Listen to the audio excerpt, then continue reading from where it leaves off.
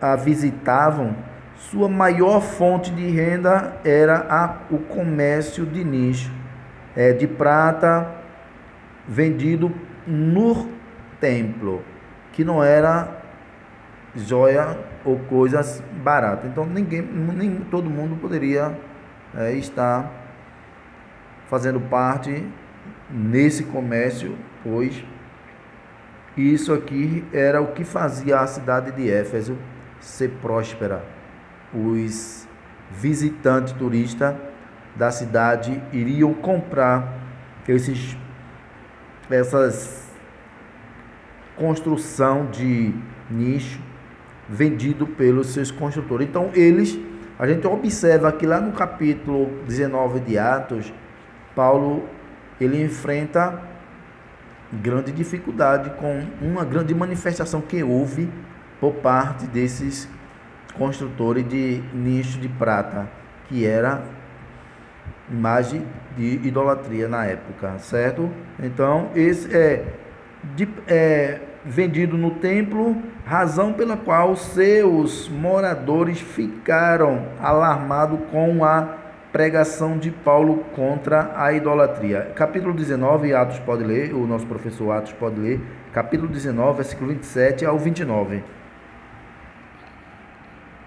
Diz assim: não somente há o perigo de que a nossa profissão caia em descrédito, isso pessoal lá de Éfeso falando, mas também de que o próprio templo da grande deusa Diana seja estimado em nada, vindo a majestade daquela que toda a Ásia e o mundo venera a ser destruída. Ouvindo isto, encheram-se de ira e clamaram dizendo: grande é a Diana dos Efésios. E encheu-se de confusão toda a cidade, e unânimes correram ao teatro, arrebatando a Gaio e a Aristarco, macedônios, companheiros de Paulo na viagem. Então observe, que se você pegar o texto do versículo 25, você vai entender que um dos construtores de nicho, de essa imagem de prata, ele se levantou, convidou os demais construtores e fez essa grande rebelião na cidade, um grande protesto para acabar de vez com o evangelho. Como eu falei a princípio, não era fácil para a igreja de Cristo permanecer ali. Então, mas apesar de todas essas coisas, o Espírito Santo de Deus conviveu e continua vivendo com a igreja do Senhor. Por isso que nós temos ousadia, temos força e a graça através do Espírito Santo que nos encoraja a permanecer de pé. Então a igreja, Paulo ele enfrentou como igreja de Cristo essa grande movimentação contra o que ele estava pregando por parte dos construtores de nicho, para que o seu ganho ou as suas economias não fosse afetada com a pregação de Paulo contra a idolatria. Não é isso, professor Atos? Comente sobre o que. Então, Deus usou Paulo para continuar a igreja que já havia sido iniciada por Apolo, e Deus fez grandes coisas, porque Paulo ele não enviou uma carta de admoestação, de exortação ao povo de Efésio, mas sim ele celebrou a Deus, porque o povo continuava naquele vigor que ele viu quando esteve lá. Então, Paulo em Éfeso, ele evangelizou a cidade e seus arredores durante 3 anos. Esse é o nosso terceiro subtópico. Está lá em Atos, capítulo 20, verso 31.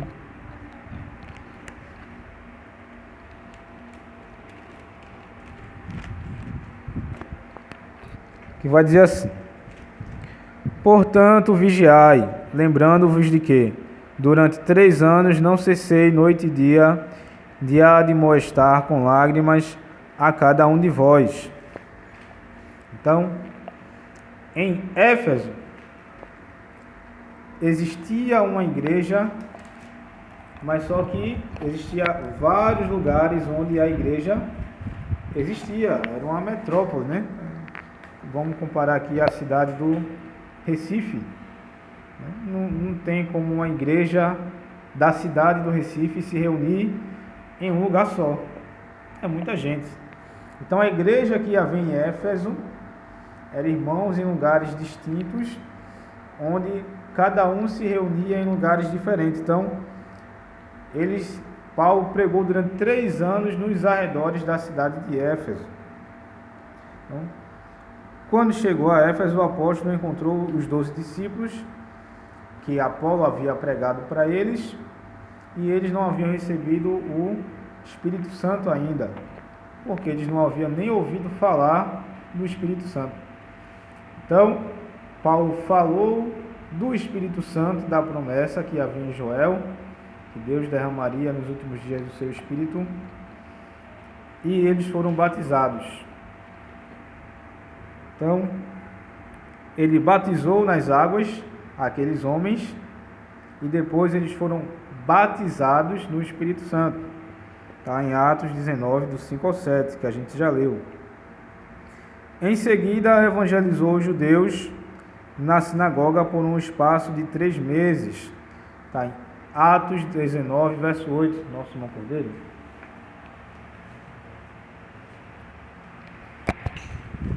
O versículo 8 do capítulo 19 diz a seguinte expressão: Paulo entrou na sinagoga e falou ousadamente por 3 meses, debatendo e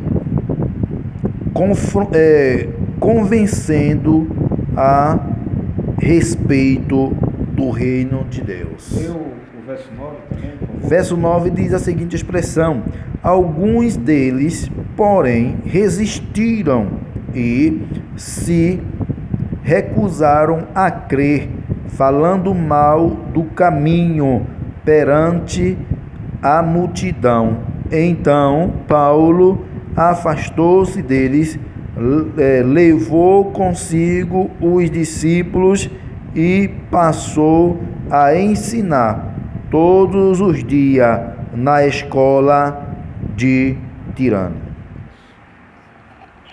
Então, além de pregar aos arredores, ele pregou para os 12 discípulos de Apolo, pregou também para os judeus que não deram crédito à pregação de Paulo, os judeus que habitavam ali em Éfeso. Então, ele alugou uma casa, uma escola de Tirano, era o nome do homem, e começou a pregar ali para quem queria ouvir. Então, em Éfeso, Deus usou Paulo poderosamente e a igreja crescia, pois até os lenços e aventais do apóstolo foram usados para curar os enfermos e expulsar demônios, como está lá em Atos 19 e o 12. Diz a seguinte expressão no versículo 12: de sorte que até lenços e aventais eram levados do seu corpo aos doentes e às enfermidades, os deixava, e os espíritos malignos saíam. Glória a Deus. Glória a Jesus. Então, glória a Deus. A pregação que Paulo fez ali em Éfeso obteve grande sucesso, porque a igreja ela crescia, se multiplicava, e isso porque Deus operava através do seu apóstolo. Bendito é Deus. Nosso diácono. Glória a Deus. Glória ao nome de Jesus para todos sempre.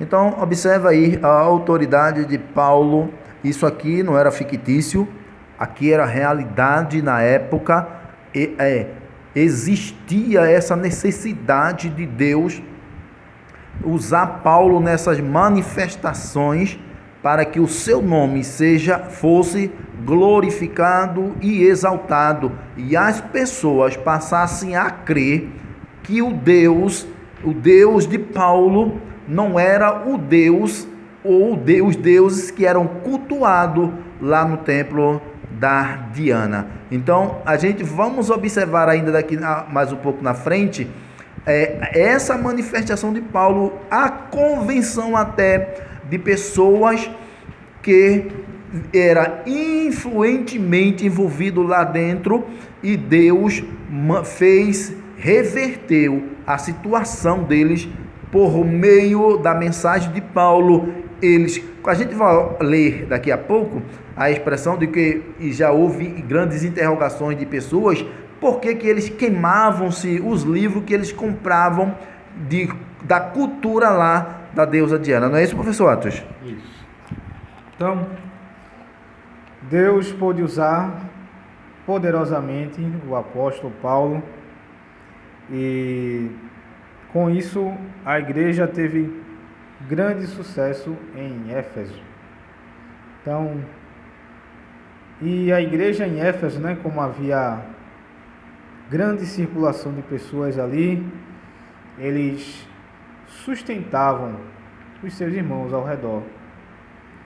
Da mesma forma que nós, irmãos brasileiros, sustentamos outros irmãos que estão em outros países, que passam por dificuldade, por necessidade.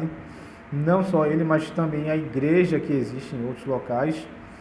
Mas Deus, ele permanece abençoando a cada um dos seus e nos utilizando para abençoar o seu povo ao redor do mundo. E que honra é ser utilizado por Deus com esse propósito. A gente observa, professor Atos, que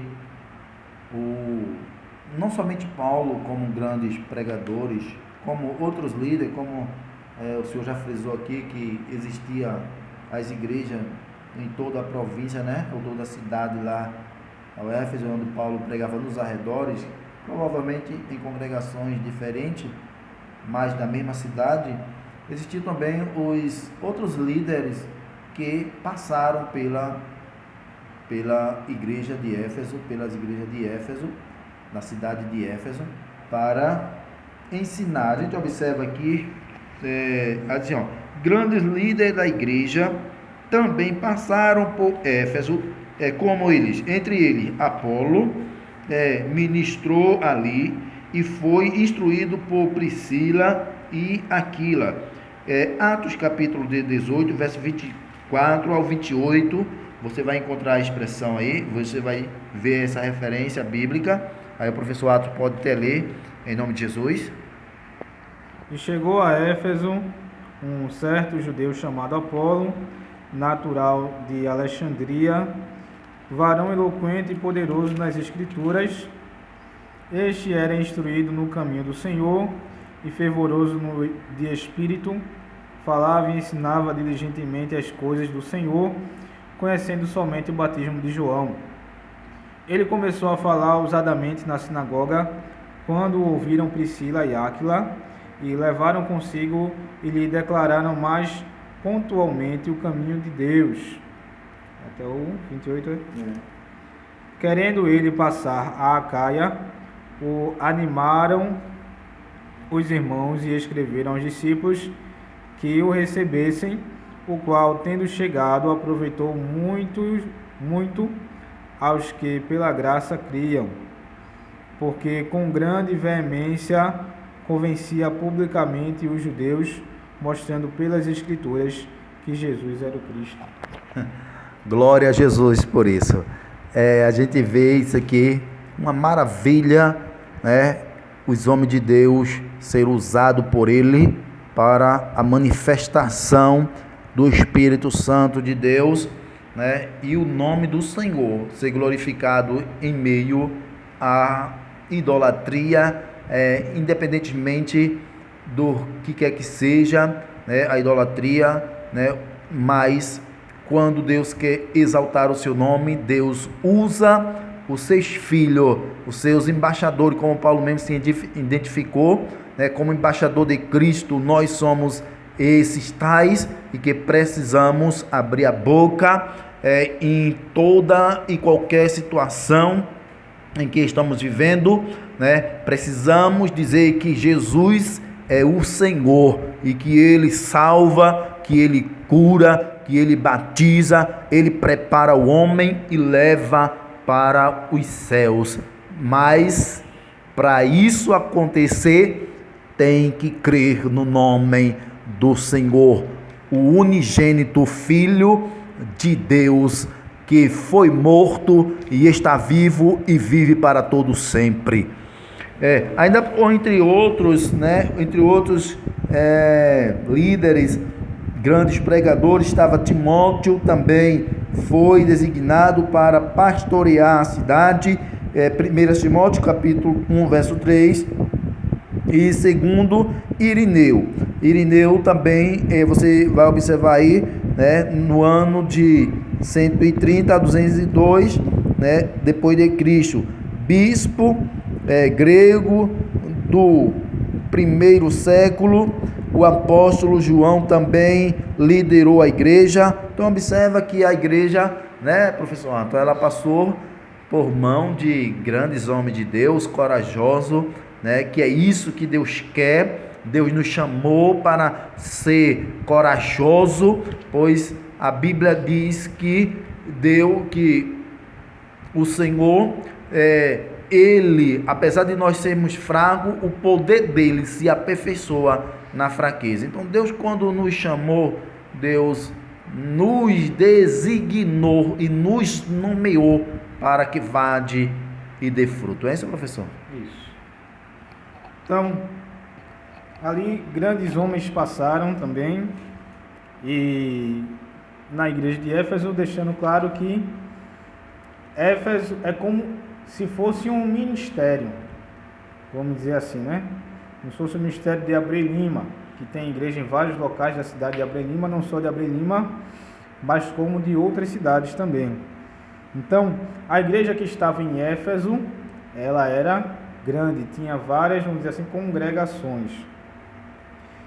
E no quarto subtópico tem a saudação epistolar. A saudação é mais breve dentre todas as escrituras de Paulo. Ele se dirige aos santos e fiéis em Cristo Jesus, isto é, aqueles que foram separados e consagrados para ser a propriedade exclusiva de Deus. Paulo os cumprimenta com as palavras graça e paz, está no capítulo 1, verso 2 de Efésios, uma expressão que lembra o favor gratuito e merecido de Deus. Quanto aos destinatários, a maioria dos intérpretes considera que a epístola era uma carta circular destinada aos cristãos de maioria gentílica das muitas igrejas da Ásia, provenientes de Éfeso, a metrópole mais importante daquela região. Então, Paulo, ele mandou uma carta para a igreja de Éfeso, mas só com uma carta circular, uma carta que iria rodear a cidade de Éfeso, porque, como a gente lê em Atos dos Apóstolos, a Bíblia diz que durante 3 anos ele pegou ao redor da cidade de Éfeso. Então, a carta não era para um local específico da cidade de Éfeso, mas sim para a cidade como um todo, né? Podemos dizer assim, não é isso? Isso. Graças a Deus, que a gente já falamos o primeiro e o segundo tópico da lição. Vamos entrar no terceiro tópico da lição, que tem por título, propósito e mensagem. Qual era o propósito e a mensagem que foi pregada ali na igreja que estava em Éfeso? Propósito. Qual é o propósito? Por que o propósito? Tudo tem que ter um propósito. Tudo tem que ter um propósito. E o propósito era Aparentemente, a epístola não aborda nenhum problema específico, como em outras de Paulo. Porém, nos capítulos iniciais da carta, recebemos algumas ênfases que sinalizam a solução de certas questões. Por exemplo, havia novos convertidos que vinham do mundo helênicos e praticavam religiões de mistérios e magia, mas que agora se reuniam com os santos de Éfeso, não por acaso.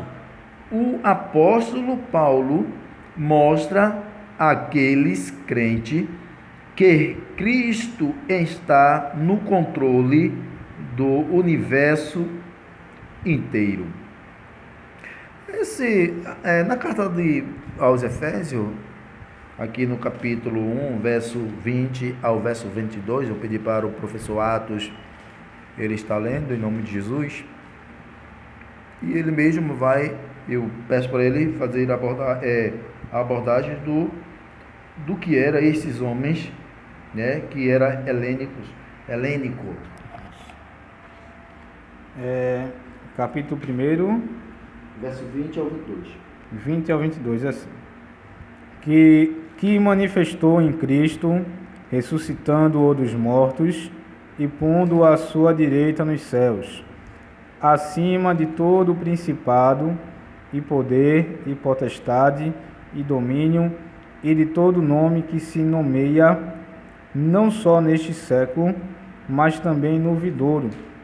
E sujeitou todas as coisas a seus pés, e sobre todas as coisas o constituiu sobre a cabeça da igreja. Então, o mundo helênico, que era o mundo grego, a gente já ouviu falar em várias histórias na mitologia grega. Então, na mitologia grega, atribuía-se a vários deuses, né, várias ações, né? Tinha Hades, o deus do inferno, tinha Zeus e tinha Diana, que a gente citou aqui, que era da fertilidade. Então, o novo convertido, ele vinha com uma mente de que existem vários deuses para várias coisas que existem no mundo. Então, Paulo, na sua saudação, ele demonstra que tudo está sujeito a Cristo. Não é a ação de deuses que comanda a humanidade, e sim a permissão de um único Deus gentil, gracioso e misericordioso, que enviou seu Filho para morrer e ressuscitar por nós, e depois que ele ressuscitou e foi glorificado, Deus sujeitou a ele todas as coisas. Então, um dos propósitos de Paulo é esse, não era nenhum problema específico, mas sim de sinalizar aos novos crentes de que o mundo não é gerido por deuses, como eles criam, mas sim criado por um único Deus, que deu ao homem, né, a permissão de fazer alguma coisa na terra, mas que em breve ele vai pedir prestação de contas.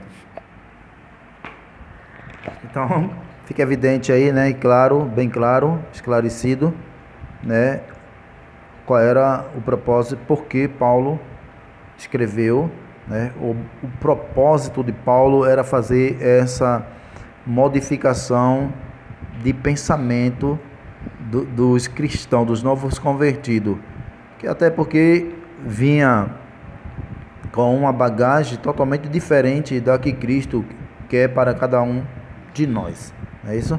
Então, aí, continuando ainda no primeiro ponto do terceiro tópico, assim, também é possível perceber outros tipos de ênfase do apóstolo, o passado daqueles cristãos era marcado pela imoralidade e bebedeira. É isso, Atos? Então, como a gente falou que existia no templo da deusa Diana essa auxiliar do sacerdote, para os irmãos terem uma ideia, como a obra era tão satânica que qualquer um outro sacerdote já envolvido lá no templo quisesse tomar o lugar do sacerdote, o que era promovido? Era uma luta entre os dois. Quem vencesse a luta até a morte era o novo sacerdote. Então a gente observa que o objetivo de Paulo aqui, o propósito de Paulo, era mostrar que com Cristo é diferente. Com Cristo é diferente. Isso aqui não se conquista em base da força brutal e nem eventos que promovesse morte, né? Para a salvação, já foi imolado por todos, que é o próprio Jesus. Então Paulo observa que veio pessoas com essas naturezas, né, da imoralidade e bebedeira, mais uma vez, salvo pela graça, eles deveriam adotar um novo estilo de vida em Cristo. Professor, lê aí capítulo 2, versículo 11 ao 18 de Atos, né? Para a gente resumir aqui, vou ler o verso 3 e o 4, que mostra que como eles andavam e como deveriam se portar agora, né?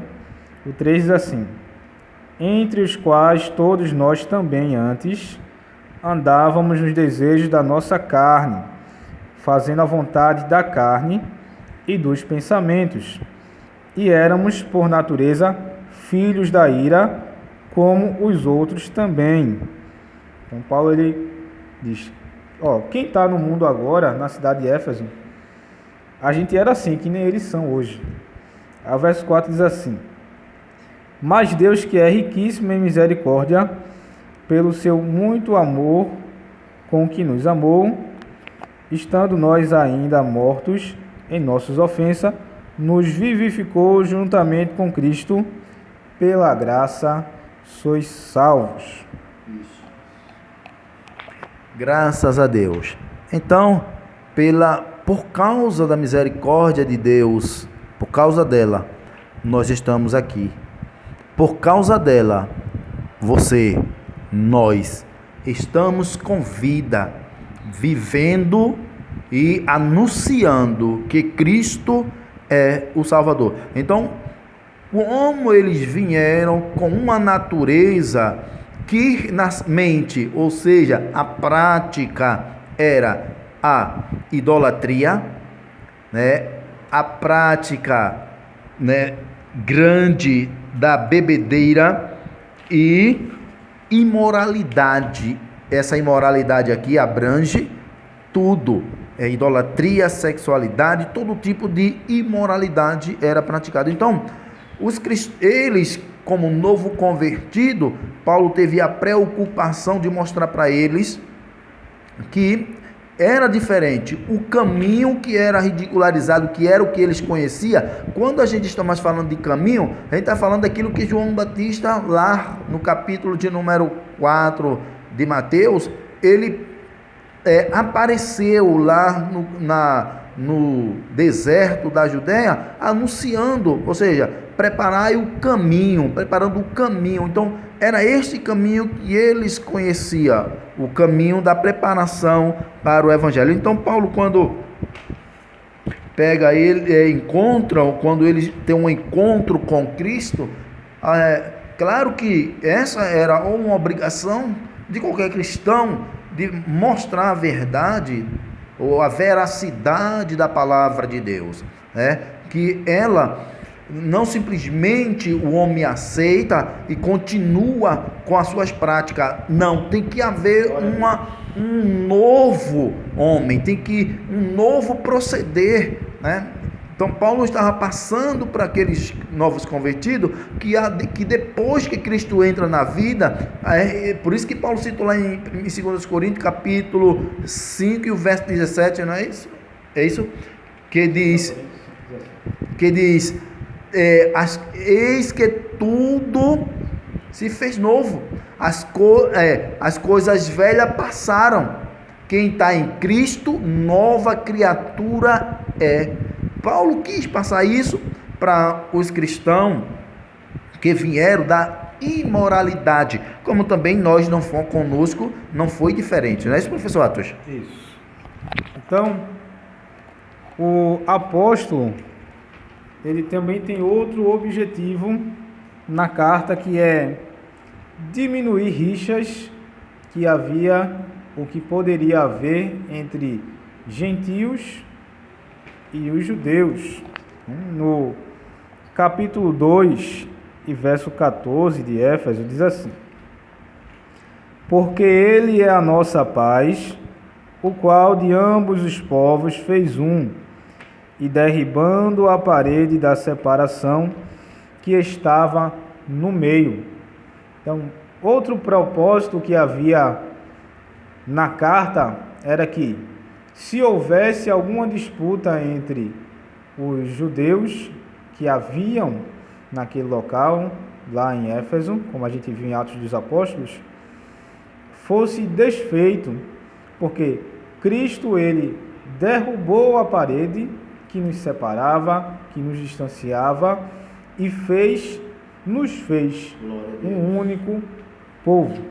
Aleluia. Isso. Você falou. Então, Então, olha, sobre essa premissas, então podemos considerar que uma das intenção do autor aos Efésios era a de atender às múltiplas necessidades da igreja numa perspectiva pastoral. Por isso, a carta é apontada por estudiosos como o tratado teológico sobre a igreja, o corpo de Cristo. Então, fica evidente aqui que Paulo tinha que ter mesmo, como pastor, essa preocupação, né, como apóstolo do Senhor, essa preocupação de a gente estar tendo esse cuidado com os novos convertidos. Não é isso, professor Atos? Fale o segundo ponto. Vamos para o segundo subtópico, que é a mensagem do terceiro tópico, né? Isso. Pronto, a mensagem de Éfeso gira em torno de duas temáticas: Jesus Cristo, a cabeça, certo? Que é capítulo 1, verso 22, capítulo 4, verso 15, capítulo 5, verso 23. Isso aqui a gente vai explanar durante todo esse trimestre, né? Isso. E a igreja, o corpo de Cristo, né? Que é capítulo 1, verso 23, capítulo 4, verso 12, capítulo 5, verso 30. Então, assim, podemos classificar os desdobramentos desses assuntos nos seguintes eixos temáticos. 1. A consumação do plano eterno de Deus na pessoa de Jesus Cristo, certo? Então, capítulo 1, versos do 3 ao 5. O senhor pode ler para a gente? Sim. A consumação do plano eterno de Deus na pessoa de Jesus Cristo. Capítulo 1, versos 3 ao 5. Efésios, capítulo 1, do 3 ao 5. E assim, ó: bendito seja o Deus e Pai de nosso Senhor Jesus Cristo, o qual nos abençoou com todas as bênçãos espirituais nas regiões celestiais em Cristo, pois nos elegeu nele antes da fundação do mundo, para sermos santo e irrepreensível diante dele, e em amor. Versículo 5: nos predestinou para sermos filhos de adoção por Jesus Cristo para si mesmo, segundo o bom propósito da sua vontade. Então, são temas sobre a nossa salvação, que fala aí, eleição e predestinação.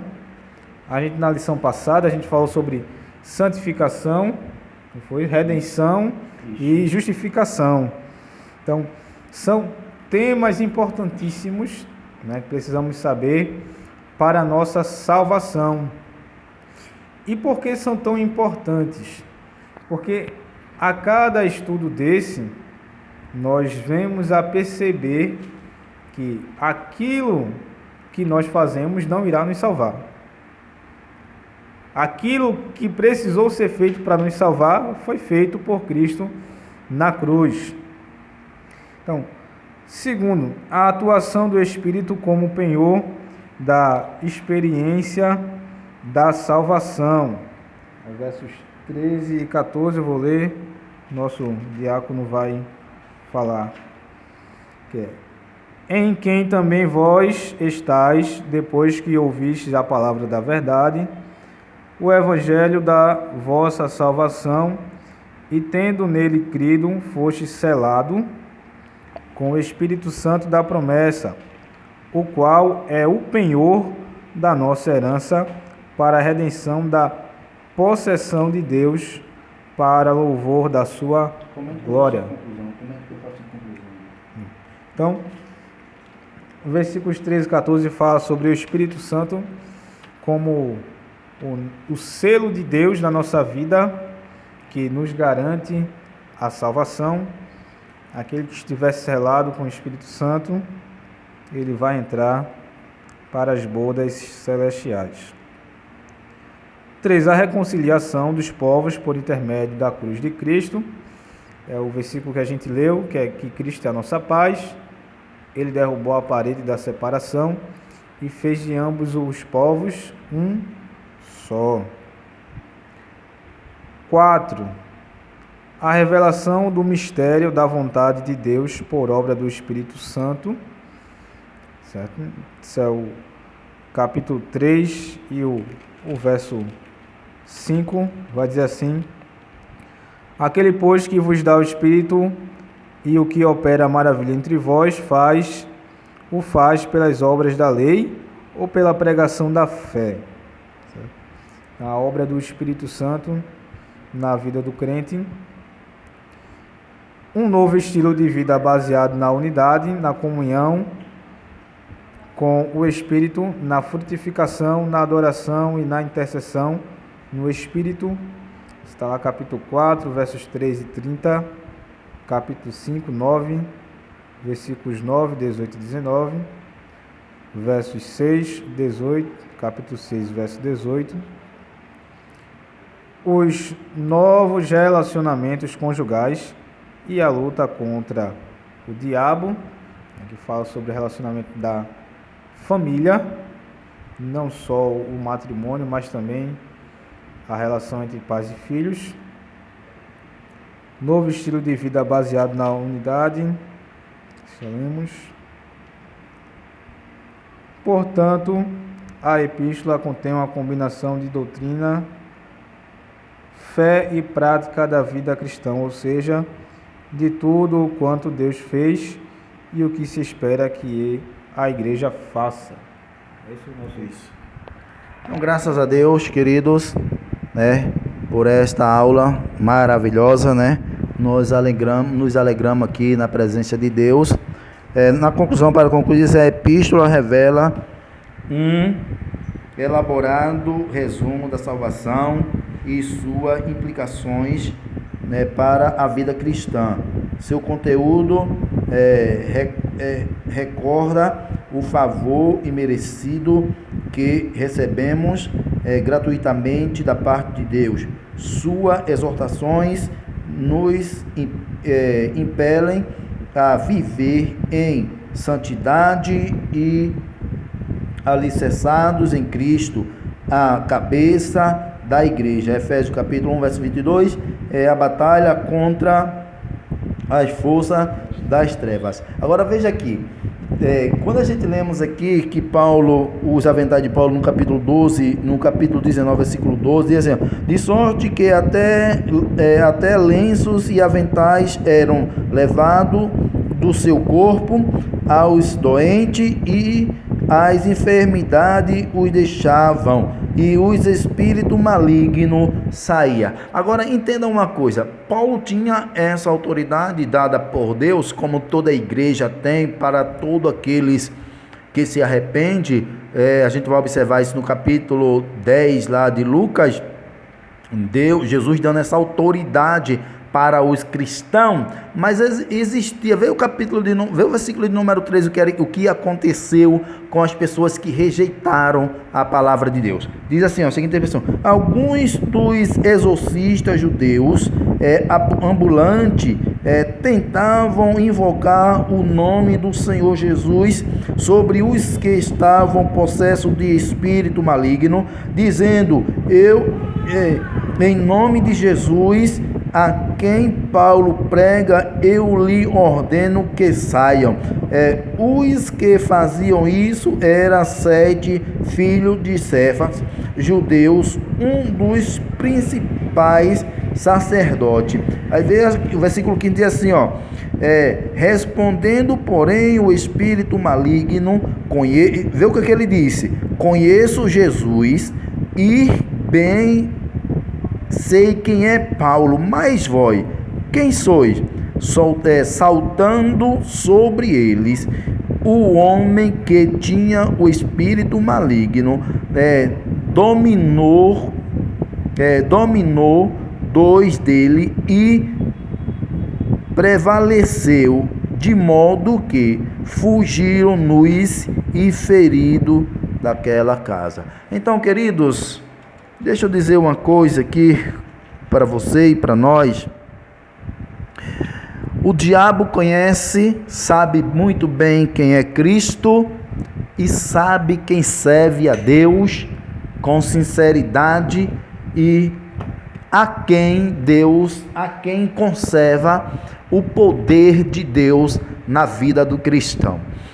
Então, o cristão tem autoridade para expulsar demônio e orar por enfermidade. O Deus que Paulo serviu é o mesmo Deus que da igreja de hoje, certo? Então entenda uma coisa, quando aqueles 7 rapazes foram expulsar demônio em nome de Paulo, em nome do Jesus que Paulo pregava, o diabo observa o que ele disse, o espírito maligno disse: sei quem é Jesus, eu conheço, e também conheço quem é Paulo, e tu, quem sou eu? Ele estava dizendo, Jesus deu autoridade a Paulo, e Paulo, em nome do Jesus, expulsava porque tinha poder. E você, quem é? Qual é a autoridade que você tem para expulsar os demônios, ou expulsar o espírito maligno do homem?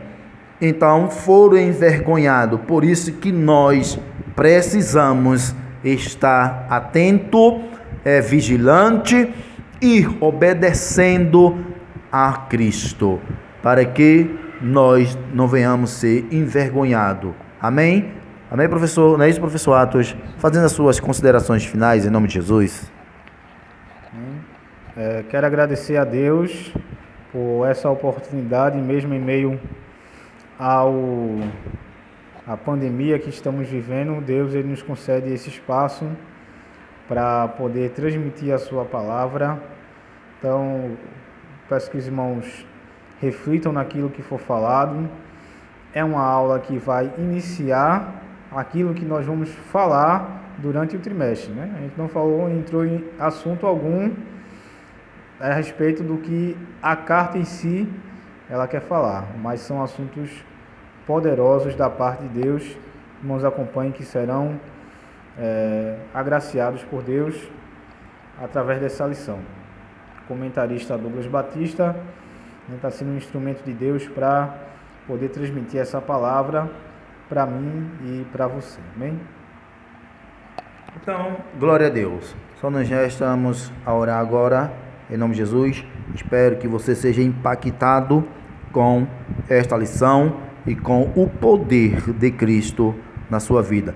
Para isso acontecer, é necessário que nós venhamos dar espaço ou vazão ao Espírito Santo de Deus em nossas vidas. Lembre-se, você é um instrumento que Deus quer usar para os dias atuais. Amém? Vamos orar. Soberano Deus, queremos lhe agradecer por mais um momento, Senhor, na tua presença, mais uma aula, Senhor, que vamos estar publicando em nome de Jesus para a glória do teu santo nome, Senhor.